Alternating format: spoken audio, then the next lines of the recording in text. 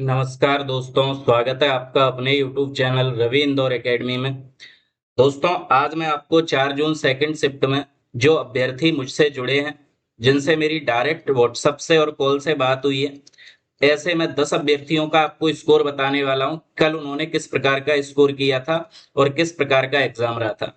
Easy, moderate और tough. Clear. अगर आपका भी एग्जाम हो रहा है, आप दोस्तों जो भी स्कोर करके आ रहे हैं, आप इस नंबर पर मुझे मैसेज करके बता सकते हैं। व्हाट्सएप नंबर पर आप मैसेज करके बता सकते हैं, जिससे मैं आपके डाटा का एनालिसिस करके उस शिफ्ट का अच्छे तरीके से स्कोर प्रेडिक्ट कर पाऊंगा कि क्या एवरेज स्कोर बना था। क्लियर। चलिए, 4 जून की सेकंड शिफ्ट में मैं आपको बता रहा हूं परीक्षा का स्तर किस प्रकार का रहा। तो मेरे पास लगभग 10 बच्चों का डाटा है। मैं भी आपको नंबर भी बताऊंगा और आपको ये भी शो कर सकता हूं कि मेरी उनसे जो बात हुई है वो चीज भी। यहाँ पर जो भी जानकारी मिलेगी आपको बिल्कुल ऑथेंटिक मिलेगी। कुछ भी चीज ऐसी नहीं होगी जो आपको दोस्तों परेशान करे या झूठी हो। सारी की सारी चीजें बिल्कुल सही आपको टू द पॉइंट मिलेंगी। क्लियर। परीक्षा का स्तर कल की बात करें तो इजी टू मॉडरेट रहा था सेकंड शिफ्ट का। ऐसा मैं इसलिए बोल रहा हूं क्योंकि कल के जो बच्चों से मुझसे बात हुई है, उनने सबने ही लगभग अच्छा स्कोर किया है। तो इजी टू मॉडरेट ये शिफ्ट रही थी हमारी कल की। क्लियर। मोस्टली क्वेश्चन इजी थे। कुछ क्वेश्चन हर सब टॉपिक में ऐसे थे, जैसे मैथ में 3 से 4 क्वेश्चन, टफ नहीं कहेंगे लेकिन कैलकुलेटिव आ गए थे, है ना। ऐसे ही हर सब्जेक्ट में, इंग्लिश में भी 3 से 4 सिनोनिम एंटोनिम आप मान सकते हैं।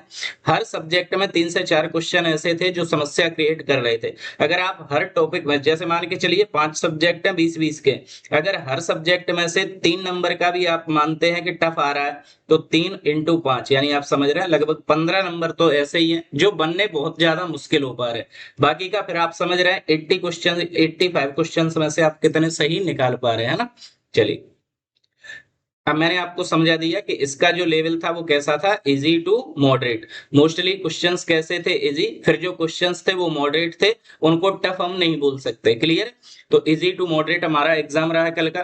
कौन कौन से टॉपिक पूछे गए, तो दोस्तों टॉपिक वही है जो पहली शिफ्ट में पूछे गए थे। मैथ में ऐसा कोई टॉपिक है ही नहीं जो मतलब एडवांस का हो। लगभग सभी के सभी क्वेश्चंस अरिथमेटिक के ही थे।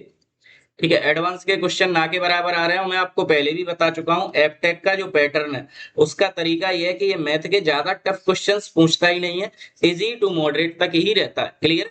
आसान और कठिन प्रश्नों की बात करें तो लगभग आसान है दोस्तों। बाकी का 15% क्वेश्चन मैं बता चुका हूं जो मॉडरेट है ना। मॉडरेट टू टफ की ओर जाएंगे। 15% क्वेश्चन आपको समस्या क्रिएट करेंगे। आने वाली इनको तो दोस्तों ये आने वाली शिफ्टों के लिए महत्वपूर्ण टॉपिक कुछ नहीं, जो आप पढ़ रहे हैं वही चीजें सारी की सारी इंपॉर्टेंट। कुछ भी नहीं है एक्स्ट्रा, कुछ आ नहीं रहा। जो आपने पढ़ा है वही सारी की सारी चीजें रिवाइज हो रही है, रिपीट हो रही है। क्या मैं आपको बताऊं, आपको तो बताइए। साइंस में वही आ रहा है, फिजिक्स केमिस्ट्री बार बार पूछा जा रहा है, तो आप इन्हीं चीजों को पढ़िए। हिंदी में रस अलंकार छंद जो हिंदी व्याकरण है, साहित्य पूछा नहीं जा रहा, तो उसको आप स्किप कर सकते हैं। क्लियर। जीके में अगर बात करें तो करंट अफेयर्स पूछी जा रही है, एमपी जीके के कुछ क्वेश्चंस पूछे जा रहे हैं। बाकी का फिर वही है स्टैटिक जीके। क्लियर। चलिए, इंग्लिश में वही सिनोनिम एंटोनिम ग्रामर वगैरह, ज्यादा टफ नहीं आ रही इंग्लिश। अगर 2023 से कंपेयर करेंगे तो इंग्लिश उसकी अपेक्षा इजी है, पिछले की अपेक्षा, है ना। जिनने पढ़ी नहीं है उनके लिए तो टफ ही रहेगी। चलिए, सबसे अधिक प्राप्त स्कोर, औसत स्कोर, रेंज, गुड अटेम्प्ट, इनकी अभी बात करने वाले हैं। पहले मैं आपको यहाँ पर बताता हूँ कि बच्चों का क्या स्कोर रहा।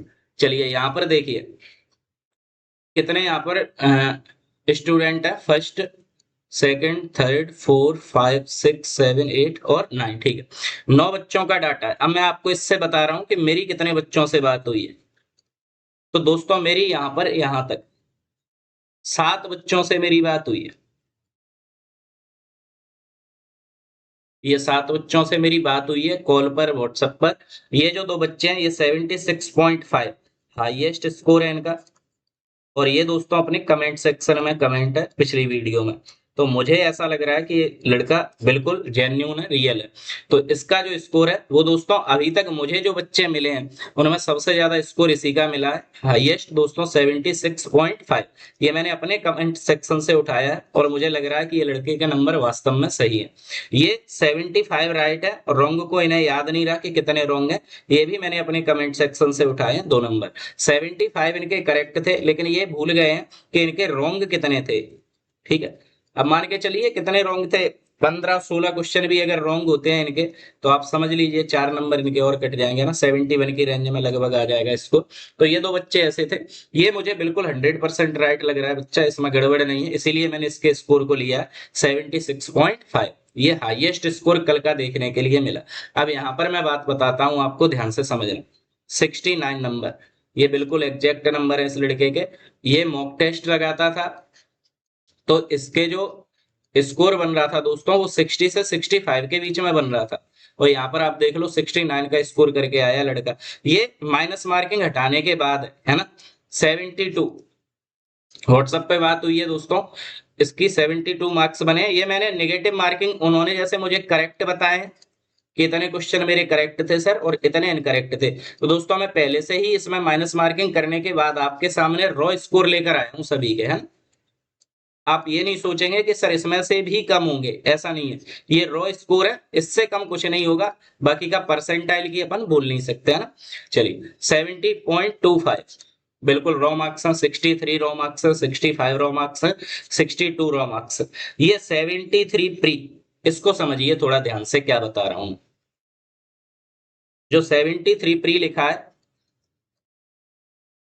ये हमारी ऑफलाइन बैच की एक बच्ची के मार्क्स है, और इनकी कहानी को थोड़ा ध्यान से सुनना।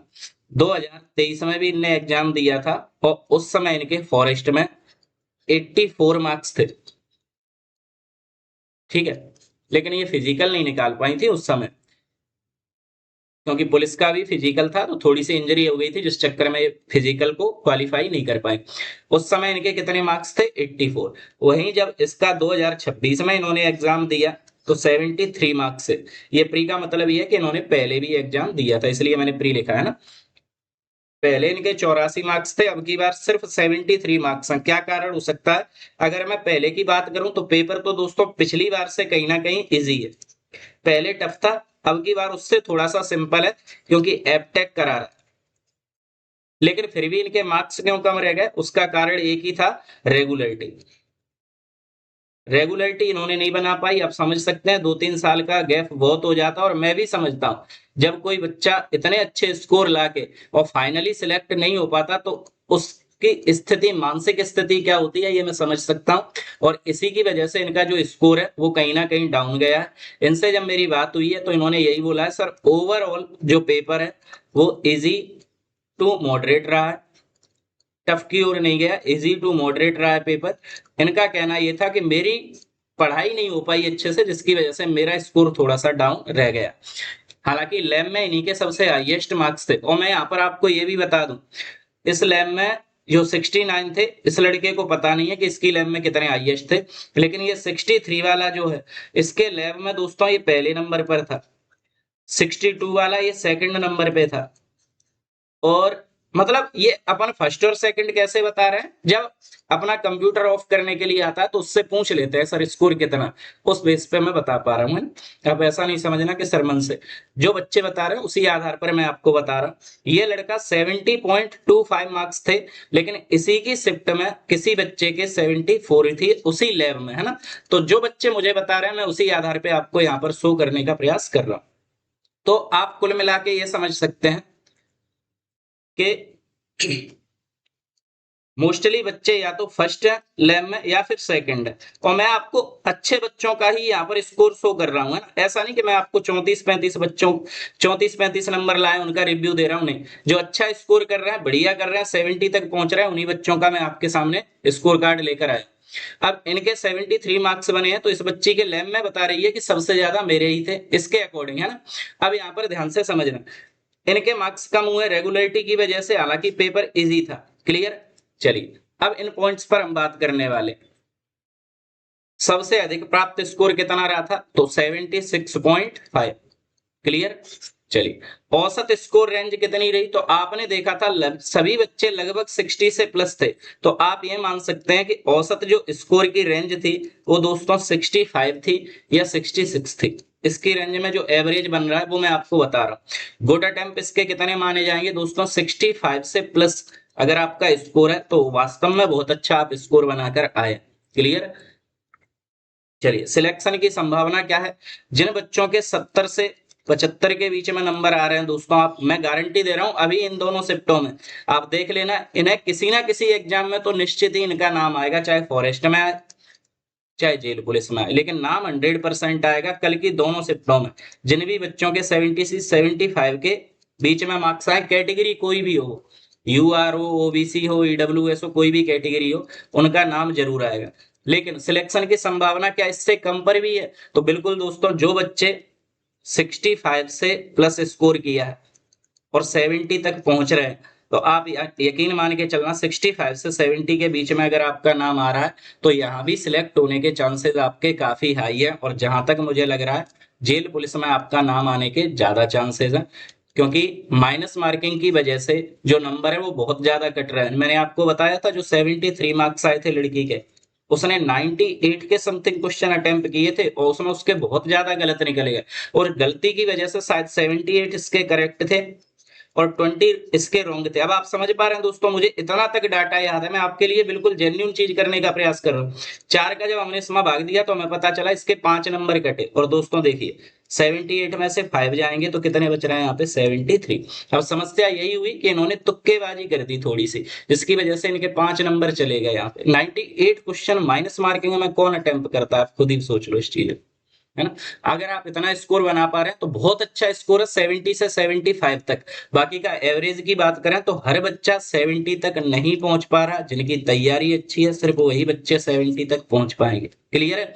और जेल पुलिस के लिए मैं आपको बता दूं 700 वैकेंसी है, उसका 10 गुना यानी 7000 लोगों को बुलाया जाएगा। यानी हर शिफ्ट में मान के चलिए आपके 19 तारीख तक पेपर चलेंगे, 19 दूनी 38, लगभग 38 शिफ्ट है। अगर एक शिफ्ट में से अगर 200 बच्चे निकल रहे हैं दोस्तों, तो आप समझिए 0 0 2 8 16 2 3 6 और 1 7, समझ रहे हैं। लगभग 200 बच्चे ऐसे होने चाहिए जिनके 70 प्लस स्कोर होना चाहिए हर शिफ्ट में से। तो आप समझ लीजिए हर शिफ्ट में 70 प्लस 200 बच्चों के आने बहुत मुश्किल है, और अगर आ रहे हैं तो आप भी प्रयास कीजिए कि 70 से प्लस का स्कोर करें। क्लियर। उम्मीद है दोस्तों ये सारी चीजें आपकी बहुत अच्छे से समझ में आई होंगी। अगर आपका पेपर है और आप एग्जाम देने के बाद उसका अच्छे से एनालिसिस सुनना चाहते हैं दोस्तों, तो आप कमेंट सेक्शन की वजह, जैसे आप कमेंट करते, कमेंट सेक्शन की जगह पर आप दोस्तों क्या करेंगे, आप मुझे इस नंबर पर व्हाट्सअप करेंगे, जिससे मैं आपसे बात करने के बाद आपके डाटा को यहाँ पर शो करने का प्रयास करूंगा। क्लियर है। और आपकी शिफ्ट का हम एक आइडिया लगाएंगे कि अनुमानित स्कोर क्या रह सकता है।